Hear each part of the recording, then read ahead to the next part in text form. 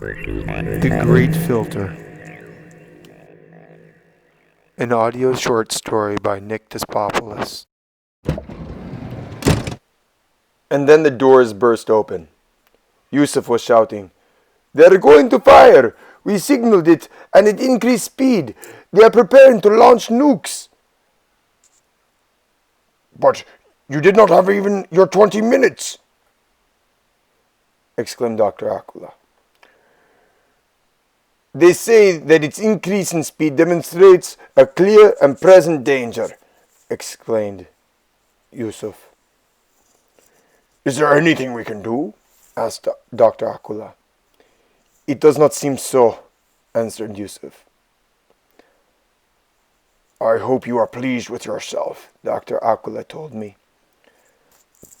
"I didn't make it increase its speed.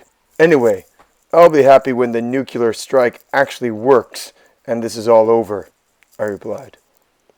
Just then the door opened again and a man in uniform said, "We're preparing the launch. You have been invited to the observation deck. Please follow me." We all exchanged glances, and then we were escorted to the observation deck. It was a room situated above the command center, with a view of everything happening. It would have been really cool if the fate of humanity was not riding on the success of the missiles being launched. It was like looking down below at mission control at NASA, but all the uniforms gave the situation more gravity. The Joint Chief walked in. "Well, Mr. Isaacson, it seems your hunch was correct." I stood there silent, hoping that my second hunch was not right. The launch went off without a hitch. Yusuf and Dr. Aquila stood there equally silent, with a pall of disappointment. I was disappointed too, but I was more afraid. Most of all, I was afraid the nuclear strike was not going to work. The missiles had left the atmosphere and were on their way to meet their target. "Time to target, 20 seconds, the intercom boomed. Then an alarm sounded, and our missiles were no longer on the radar.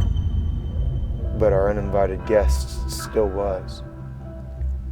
As near as anyone could make out, the missiles fell apart before making impact. I never saw the data recorded at the incident because it is still classified. The Joint Chief picked up a phone. "Fire salvos 2 and 3. Set warheads for manual detonation." He slammed down the phone and looked at me. "How did you know?" "I didn't know. I only had my suspicions. Anybody with the technology to travel across interstellar space should not have too much difficulty overcoming our defenses." "Do you have any ideas?" "Well, you may be able to at least disrupt its trajectory by detonating the warheads in its path. The EMP should fry any exposed circuits if there are any." "What do you mean, if there are any?" "Well, they might not use electrical circuits like we understand, and if they do, they are likely to be hardened against EMP to survive similar natural phenomena in outer space." "What do you think our chances are?" "We should at least push it off course, but that will only delay its entry.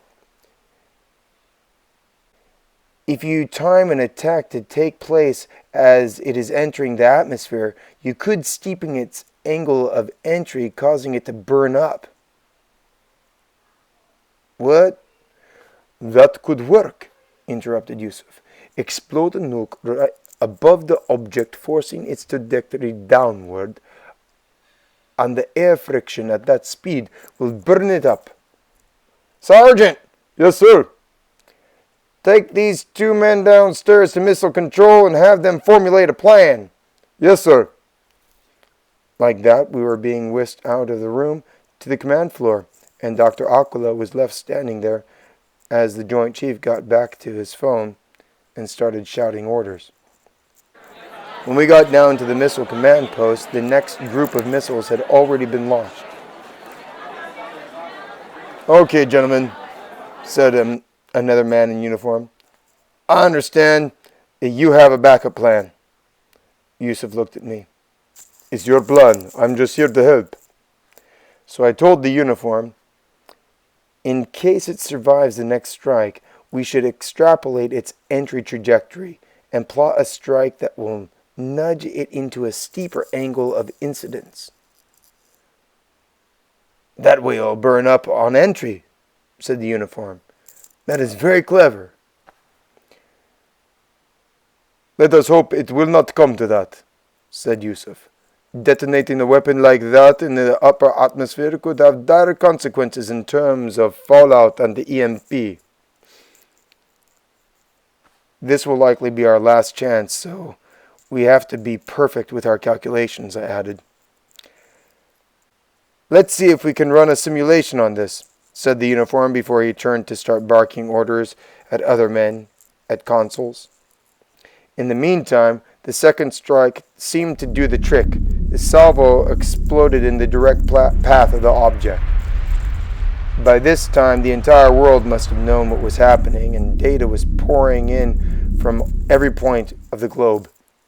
Everyone was trying to determine if the object was destroyed, pushed off course, or heading for a new entry trajectory. The time was a double-edged sword. For every moment it did not appear, our hopes of its destruction increased. At the same time, if it was still out there, the longer it took to find it meant the less time there would be to plot its trajectory and prepare a missile for launch. In the meantime, the uniform working with us was preparing missiles around the globe as to deal with any new possible entry vector. Also, Yusuf and I were supervising simulations for our plan, accommodating for as many parameters as we could think of. We had a lot of data to work with. We knew the object's dimensions and mass and had a good idea about its shape, so we could calculate its maximum speed of entry. We knew the angle of entry it would need so as not to bounce or burn. Our simulations demonstrated that it was possible to steepen the object's angle of entry by exploding a warhead above the object during its entry. The best part was that once the object was committed to its entry, it would not be able to maneuver so as to evade our attack. It was a good plan if the object was still out there, and if we could find it in time. "Target acquired!" boomed a voice over the main PA. Its images flickering up on the main control screen. It had been pushed significantly off course and seemed to be listing. The Joint Chief joined us at the Missile Command Station. "What do you think, gentlemen?" "Perhaps it is disabled," answered Yusuf. "The force of the explosion may have caused critical damage, and the EMP would have shorted out any circuitry. Your thoughts, Mr. Isaacson?" The Joint Chief asked. "One way to find out is to hit it again. If it moves, we know it's not disabled. If we hit it, we won't have to worry about it anymore," I answered.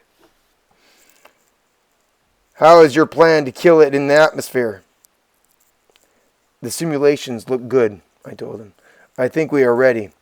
Especially now that we know where it is, we can more easily prepare for its possible entry angles." "Anything else I need to know?" We were all silent, looking at each other. "Well," said the Joint Chief.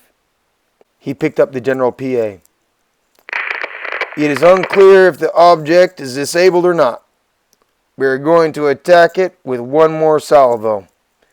If we hit it, all our problems are over. If it makes a move to enter our atmosphere, we have a special surprise waiting for it. Launch the fourth salvo when ready." That was another waiting game.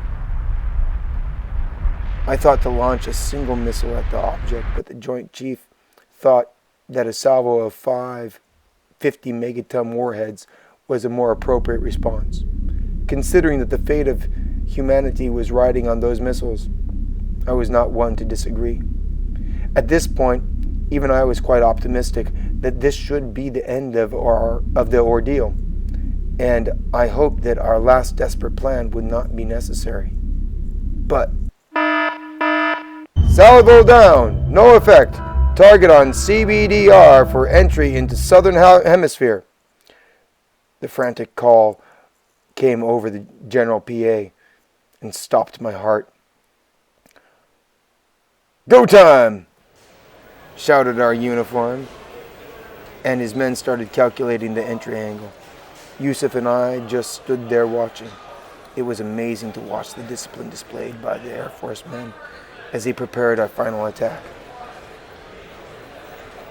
Target acquired, sir. Missiles spooled up and ready. Prepare to fire on my command. It just occurred to me